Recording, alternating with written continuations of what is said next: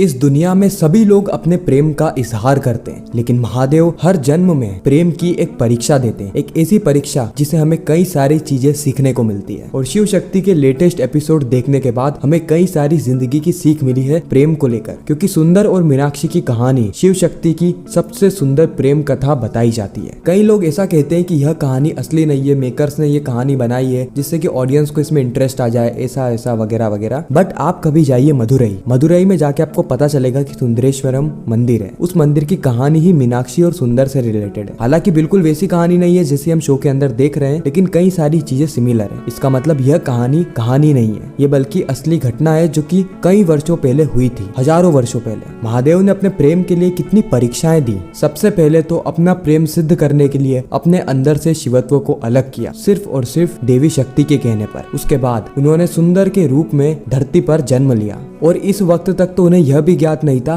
कि वह स्वयं शिव है। वो शिव की आराधना करते रहे, शिव की पूजा करते रहे, लोगों की मदद करी और अपने प्रेम को पाने के लिए असहनीय दर्द सहा। अगर आपने यह वाली स्टोरी पूरी देखी है तो आपको पता होगा कि महादेव ने कितना ज्यादा पीड़ा भोगी है। वायु ने महादेव पे इतने तीर चलाए, उसके बाद भी महादेव अपने प्रेम से पीछे नहीं हटे। महादेव अपने इंसानी रूप में थे, इसका मतलब यह नहीं है कि उन्हें पीड़ा नहीं हुई, उन्हें बहुत ज्यादा पीड़ा हुई थी, लेकिन उसके बाद भी वो पीड़ा को सहते रहे, क्योंकि उनके अंदर एक विश्वास कि उन्हें उनका प्रेम मिलके रहेगा। और यही विश्वास आज के समय में लोगों के अंदर नहीं रहता है। आज के समय में बिना प्रयास करे लोग ये समझते हैं कि हमें हमारा प्रेम मिल ही नहीं सकता क्योंकि हम उसके लायक नहीं है, लेकिन प्रेम के लिए प्रयास करना आवश्यक है। और यह बात तो हम सभी जानते हैं कि प्रेम सिर्फ और सिर्फ खूबसूरती के आधार पर नहीं होता है। अगर आप आज भी इस भ्रम में हो तो आप अपने घर से बाहर जाओ और लोगों को देखो। कई सारे लोगों को उन लोगों से प्यार हुआ जो कि ना तो दिखते अच्छे थे और ना ही उनके पास इतना धन था, क्योंकि प्रेम चीज ही ऐसी है। लेकिन जो प्रेम को निभाता है उसे ही असली प्रेम कहा जाता है। महादेव ने अपना प्रेम सिद्ध किया है मीनाक्षी से अलग रहकर। महादेव जानते थे कि मीनाक्षी के लिए